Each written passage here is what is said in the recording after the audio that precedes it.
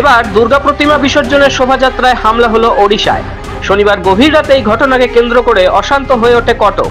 বিসর্জনের শোভাযাত্রায় অগ্নিসংযোগ ও ভাঙচুরের ঘটনাও ঘটেছে বলে অভিযোগ। পরিস্থিতি নিয়ন্ত্রণে আনতে প্রশাসন ইন্টারনেট পরিষেবা বন্ধ করে দেয়। শহরের স্পর্শকাতর এলাকাগুলিতে অতিরিক্ত পুলিশ মোতায়েন করা হয়। এদিকে এই ঘটনায় সোমবারই 12 ঘন্টার বন্ধ রেখেছে বিশ্ব হিন্দু পরিষদ।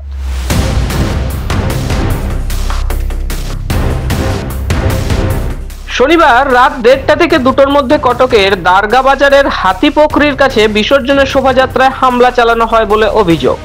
এর জেরে এলাকায় দুটি গোষ্ঠীর মধ্যে ব্যাপক সংঘর্ষ বেঁধে যায়। শোভাযাত্রাটি স্থানীয় দেবীগড়া ঘাটের দিকে যাচ্ছিল বলে জানা গিয়েছে। পুলিশ সূত্রে জানা গিয়েছে রাত 1:30 নাগাদ ঝাঁঝিরি মঙ্গল পুজো কমিটির মিছিলটি হাটিপোখরি দিয়ে দেবীগড়ার দিকে যাচ্ছিল, তখনই হামলা হয়। শোভাযাত্রায় গান বাজানো নিয়েই আপত্তি তোলে কিছু স্থানীয় মৌলবাদী। অভিযোগ, উদ্যোক্তারা গান বন্ধ করতে রাজি না হওয়ায় তাদের ওপরে হামলা চালানো হয়। পাথর ও কাচের বোতল ছুটতে থাকে মৌলবাদীরা। ঘটনাস্থলে থাকা ডিসিপি ঋষিকেশ খিলাড়ি চোখে গুরুতর আঘাত পান। এই হিংসায় একাধিক পুলিশ কর্মী আহত হয়েছেন বলে কটক পুলিশ সূত্রে জানা গিয়েছে। রাস্তার ধারে রাখা গাড়ি ও দোকানপাটও ভাঙচুর করা হয়েছে বলে অভিযোগ। এর ফলে বিসর্জনের যাত্রা মাঝপথেই থেমে যায়। প্রতিবাদে শোভাযাত্রায় অংশগ্রহণকারীরা বসে পড়েন ধর্নায়। প্রায় 50টি মণ্ডপের প্রতিমা ঘন্টার পর ঘন্টা আটকে থাকে রাস্তায়। এদিকে সেখানকার দরগা বাজারের থানার সামনেও একই রকমের হামলার অভিযোগ উঠেছে। হাটিপোখরির বিসর্জন আটকে পড়ায় রাউসাপাটনা পুজো কমিটির মিছিল দরগাবাজার থানার কাছে পৌঁছানোর পর সেখানেও স্থানীয় দুষ্কৃতীদের আক্রমণের মুখে পড়ে বলে অভিযোগ।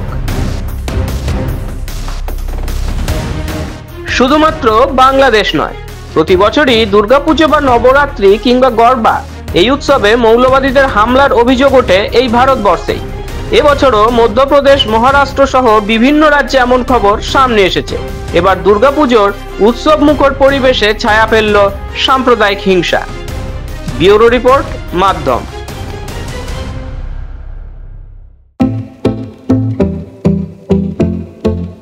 भारत के हृदय प्रदेश मध्य प्रदेश की धरती, जहां परंपरा और प्रगति का संगम है, और यहीं भोपाल में पहली बार आयोजित हुआ ग्लोबल इन्वेस्टर्स समिट 2025। प्रधानमंत्री नरेंद्र मोदी जी के कर कमलों से शुरुआत और केंद्रीय गृह मंत्री अमित शाह जी का मार्गदर्शन। इसमें शामिल हुए 9 देश, 25,000 से अधिक निवेशक और 100 से ज्यादा विदेशी प्रतिनिधि।